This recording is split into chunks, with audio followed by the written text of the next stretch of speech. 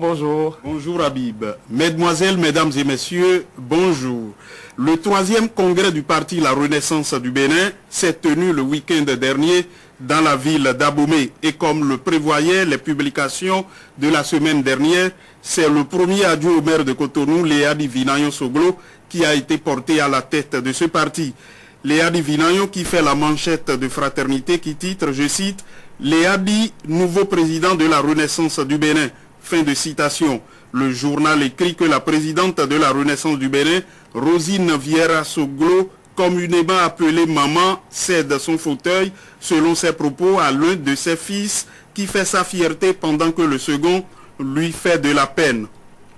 Et faire remarquer une nouvelle, après 18 années aux commandes de la RB, Rosine Soglo passe la main à son fils Léadi, non sans surprise. Léadi remplace Maman, note aussi Notre Temps le label. Maman Rosine Vieira Soglo lui a passé le témoin, souligne la nouvelle génération.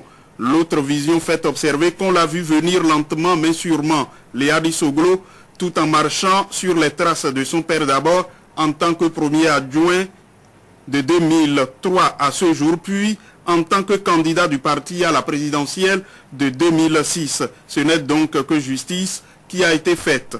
La Nouvelle Tribune rapporte qu'il est soutenu par une demi-douzaine d'adjoints. L'autre quotidien voit Léadi comme un symbole et qui doit lever à la fois le défi de la modernisation du parti et de la préservation de son unité. La nouvelle génération estime que le président Léadi Soglo devra conduire la RB au zénith de ses ambitions.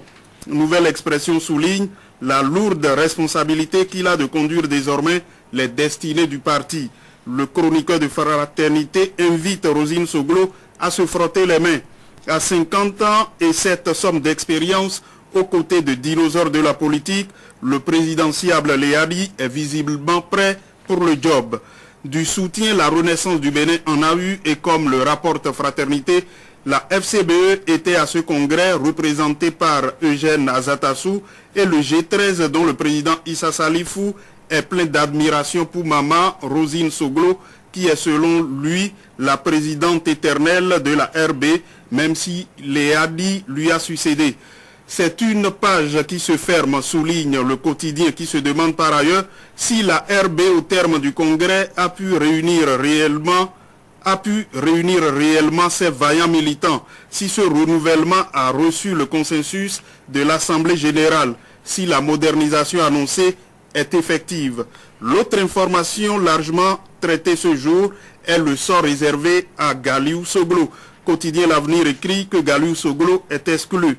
L'événement précis met un accent sur l'exclusion de Galiou Soglo qui aurait déclaré, je cite, « Mon exclusion de la RB est un non-événement », fin de citation. Et Fraternité de rapporter qu'il se dit ni choqué ni amer. Il réaffirme son soutien à Boni Yahi. Le journal Diakmata a noté l'accueil triomphal réservé au candidat de l'UN, Adrien Mbedji, à Abomey.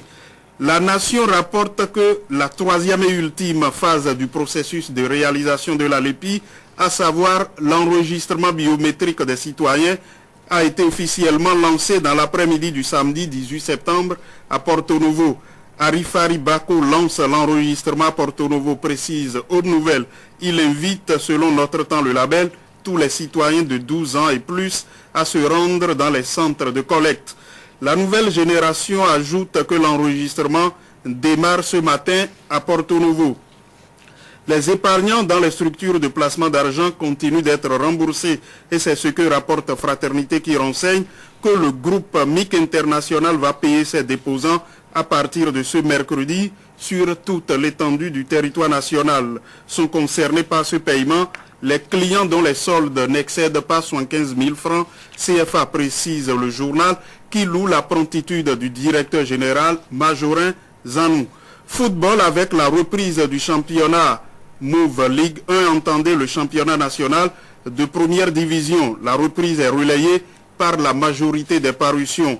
Le confrère de la matinée propose tout sur la première journée et le calendrier remanié. Le même journal rapporte la remise des awards de la première saison 2009-2010 au cours desquels les meilleurs acteurs du football ont été récompensés.